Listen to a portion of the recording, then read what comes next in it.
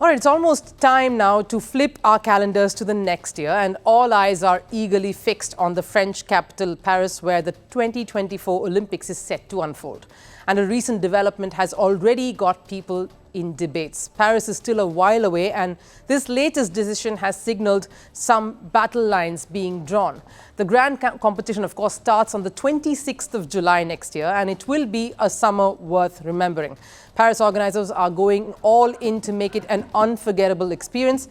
But as the countdown truly continues, a recent announcement by the International Olympics Committee, or the IOC, has sparked off heated discussions. The board has given a green signal to Russian and Belarusian sportspersons to participate in the Olympics. So athletes from these two nationalities who qualify in their sport can participate in the Olympics, barring, of course, track and field, as Sebastian Coe had come in and announced as well. But there's a caveat thought. They can feature in these events only under a neutral flag. A neutral flag means athletes won't be representing their own country. This can be due to specific circumstances, as in this case, for example, geopolitical issues, or in other cases where the country is sanctioned or restricted. So a neutral flag allows athletes to take part in international competitions as independents, not belonging or representing a country unlike the others. Now, in this case, it will be Russian and Belarusian athletes who will be deemed as neutrals following the war on Ukraine that Russia started. The athletes had initially been banned from competing. Belarusian athletes were similarly barred because Belarus has close ties with Russia and helped Russian forces launch the attacks. But since then, athletes from these countries have only been allowed back into sports under a neutral status. Now, just 4 days after the war began, the IOC had suggested banning athletes and officials from these two countries. But fast forward to the present, and the committee makes this announcement.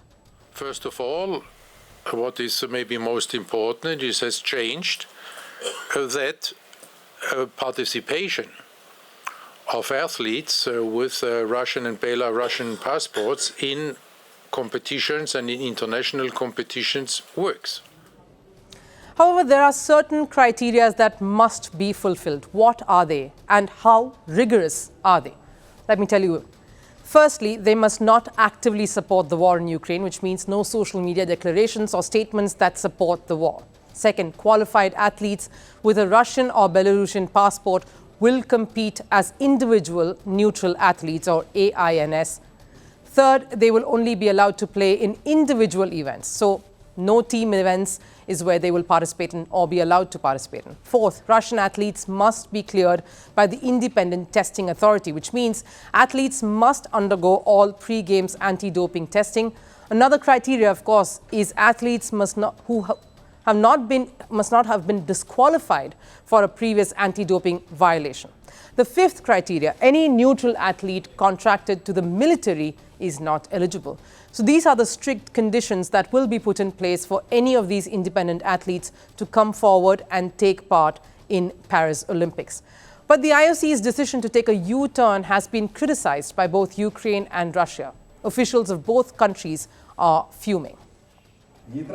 Neutral status is an obvious discrimination based on nationality, a violation of basic human and civil rights, which has been repeatedly pointed out over the past few months by international humanitarian experts, including UN human rights experts. It is indicative that their position is almost completely ignored. So we've just heard the president of the Russian Olympic Committee calling the move discriminatory. They accused the IOC members of hypocrisy for allowing Israeli athletes to compete with no restrictions. Dear colleagues, we regard today's decision of the Executive Committee of the International Olympic Committee as an acknowledgement of their own mistake made at the time of the adoption of the recommendations of February 28, 2022 on the non-admission of Russian and Belarusian athletes to participate in international competitions.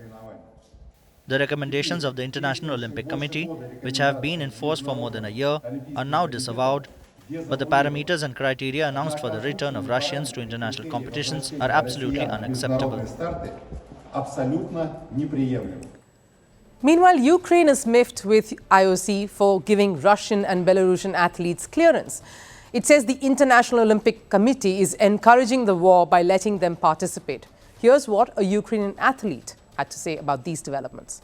It's completely madness, and and I'm totally disagree with this decision. Also, I don't really understand why IOC acting like they are blind or something like that. My goal from the very beginning, it wasn't to destroy lives of Russian athletes or destroy career of Russian athletes. I'm fully okay if they compete, but I'm not okay if they use their achievements and their participation in Russian propaganda. Because if they use it, then we have more victims in this war.